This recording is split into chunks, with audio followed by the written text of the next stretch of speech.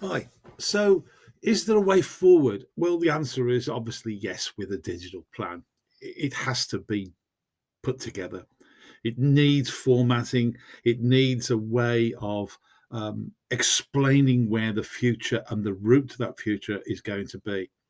Um, Central data is obviously a major portion of that. The way that we save, where we save, and how we distribute that from the central data source. Training has to be also central to any digital plan.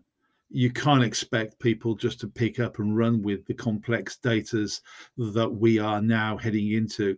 We've got to have training, and that training needs to be ongoing all the time, not in just one great hit, but a constant dribble of good quality seminars, video links, and face to face meetings and hands on explanation of how things are going to work in the future.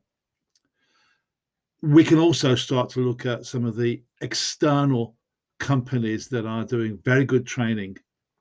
Lynda.com is one of those. And although that's been moved over to LinkedIn, it's still very much the old Lynda.com. And there are some excellent videos on there.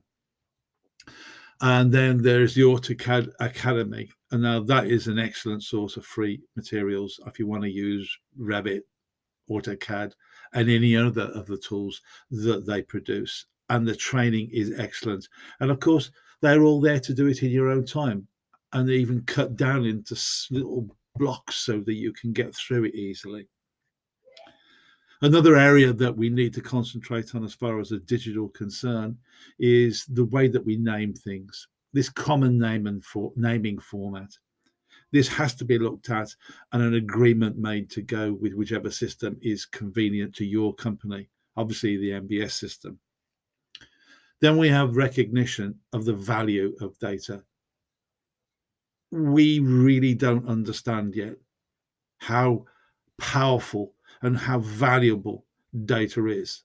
I had a conversation with some surveyors just recently, and we discussed what the value of data is on a completed building. In fact, a building that's been sitting there with a data source being generated over 30, 40, 50 years. What value is that? It's huge in comparison to a brand new building who's got no data and no history whatsoever.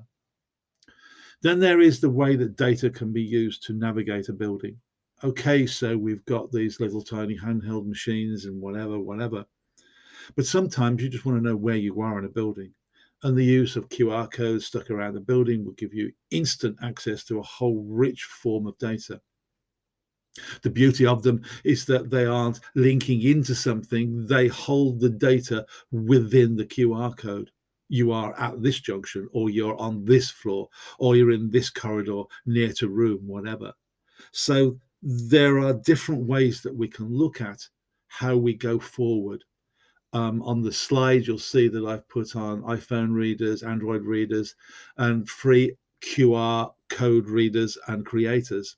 So there is an awful lot of things we can start to do when we're starting to look at the way forward.